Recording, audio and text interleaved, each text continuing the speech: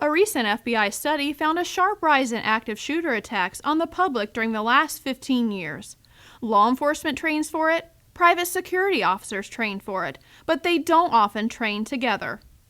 Well, I ran into a commission member on a Saturday, and we began talking about the need to integrate training for the industry, private investigator security guard industry, with the law enforcement and public safety community and the emergency responders, because all of those entities are going to respond, and also all those entities are going to try to prevent something bad from happening. We started talking about how things were going in each of our lives, and when I talked to him about the fact that I was the corporate director of security for WP Glimpsher, he started talking about the private-public partnership that the state of Ohio was working on, the Department of Public Safety. And the conversation evolved into, hey, we need to get together and do something because we both have similar interests and similar goals, so we ought to combine our efforts. And out of that was born the opportunity to have the tabletop exercise here at Polaris Fashion Place. In February 2015, Polaris Fashion Place Security conducted an active shooter tabletop exercise. More than 100 people from 13 agencies participated.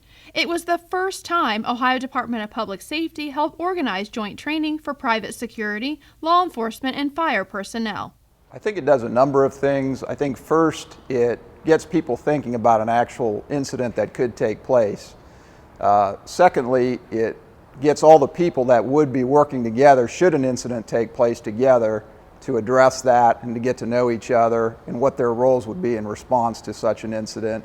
And then thirdly, it also helps those people take each action that they would perform and actually go through that and identify problems with, be it communications or jurisdictional boundaries, or even what their role might be in that. It might more clearly delineate what their function is in a response.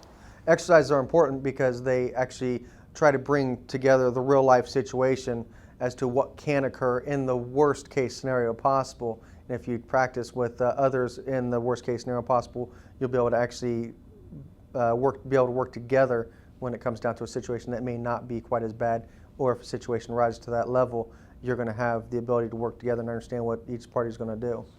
I think the exercise was well organized and well run.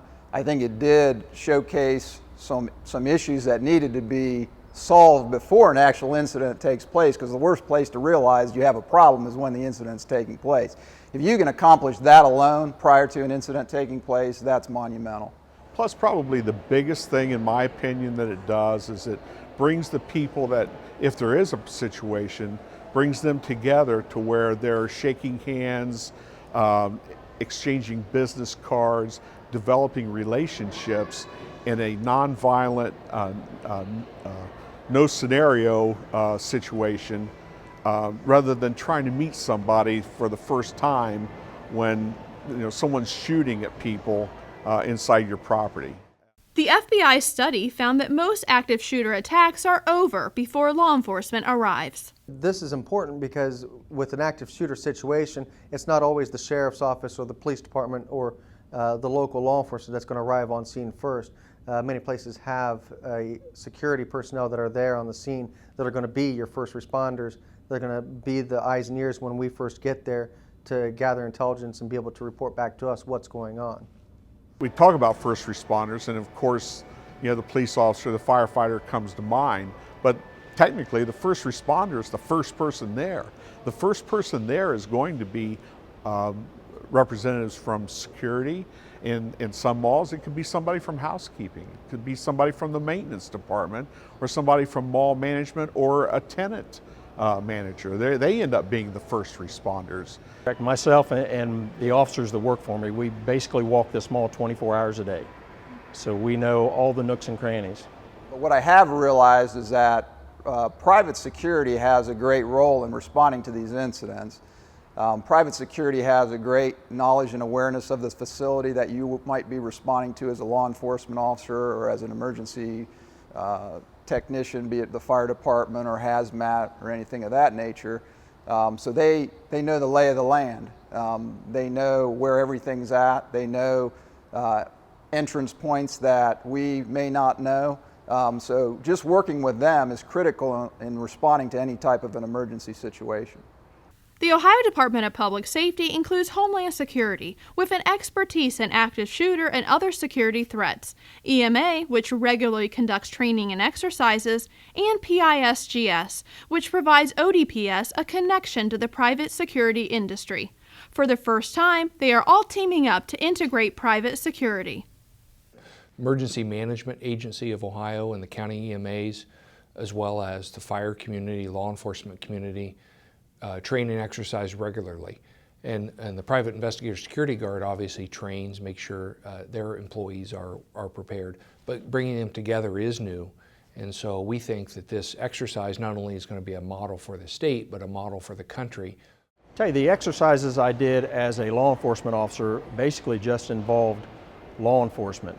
This exercise was different in that it involved the public sector law enforcement, also involved the private sector security, which I think was something that has been needed for many, many years.